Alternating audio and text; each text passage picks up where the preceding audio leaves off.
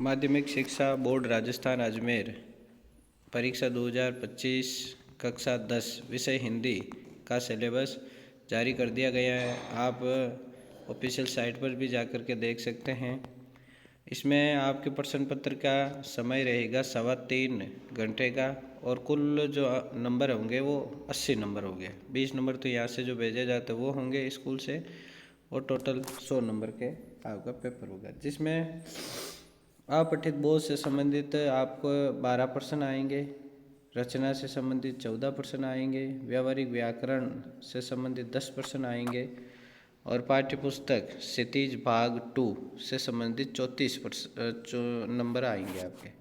साथ में पूर्व पुस्तिका जो दूसरा भाग है आपके कृतिका भाग 2 उसके भी 10 नंबर होंगे।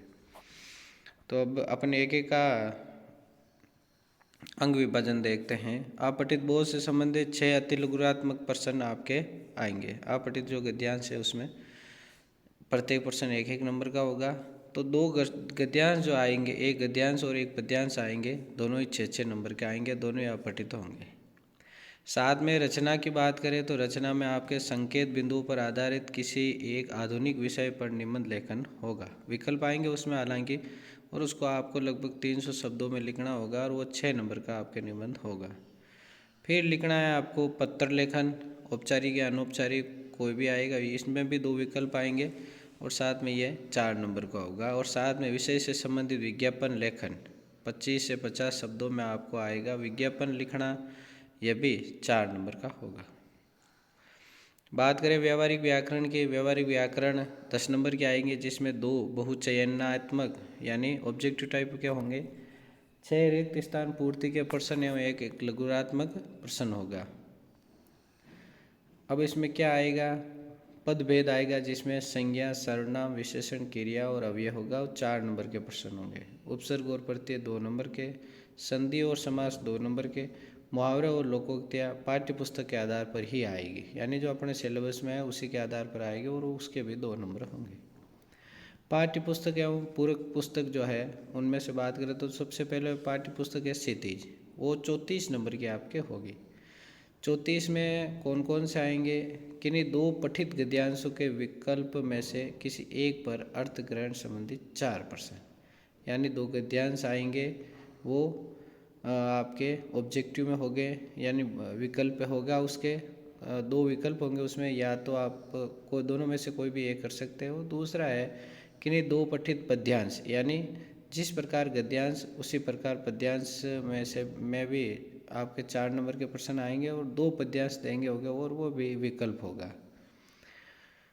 तीसरा आपके है 2 दीर्घ उत्तरात्मक प्रश्न आएंगे, जिसमें एक तो गद्य से आएगा और एक पद्य भाग से आएगा। दीर्घ उत्तरात्मक ध्यान रखना, ये भी आपके विकल्प होगा इसमें भी, और आपके दोनों प्रश्न 3-3 नंबर के होंगे, तो कुल मिला के 6 नंबर के ये हो गए। 4 आपके उत्तरात्मक प्रश्न आएंगे, जो 2 तो गद्य भाग से आएंगे और 2 पद्य भाग से आएंगे, और प्रत्येक प्रश्न 2-2 नंबर के होंगे, तो कुल 8 नंबर ये होंगे। 8 आपके बहुविकल्पी प्रश्न होंगे, जो 4 गद्य से आएंगे और 4 पद्य से, प्रत्येक 1 नंबर का, कुल 8 नंबर। साथ में किन्हीं एक रचनाकार का परिचय आएगा, उसमें कवि भी हो सकता है और लेखक भी हो सकता है, दोनों में से किसी एक के ऊपर आपके जो कवि परिचय या लेखक परिचय लिखना है 80 से लेकर 100 शब्द में, 4 नंबर का। पूर्व पुस्तिका हम कृतिका की बात करें वो 10 नंबर की हैं।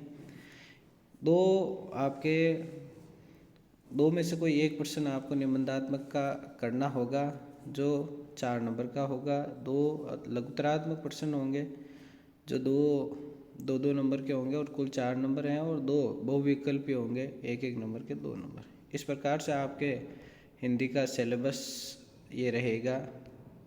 इस सिलेबस के अकॉर्डिंग आप पढ़ें, अच्छी मेहनत करें, तो आप एक अच्छे नंबर ला सकते हैं।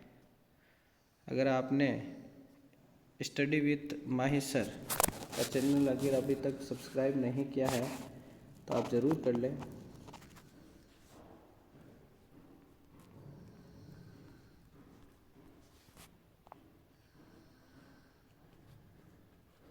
स्टडी विथ माहिर सर। इसके ऊपर आपको इस सिलेबस के आधार पर वीडियो मिलेंगे, हिंदी के, गणित के और भी कई अन्य जानकारी आपको इसके ऊपर मिलती रहेगी। सब्सक्राइब करें, लाइक करें और अपने मित्रों को शेयर ज़रूर करें। धन्यवाद।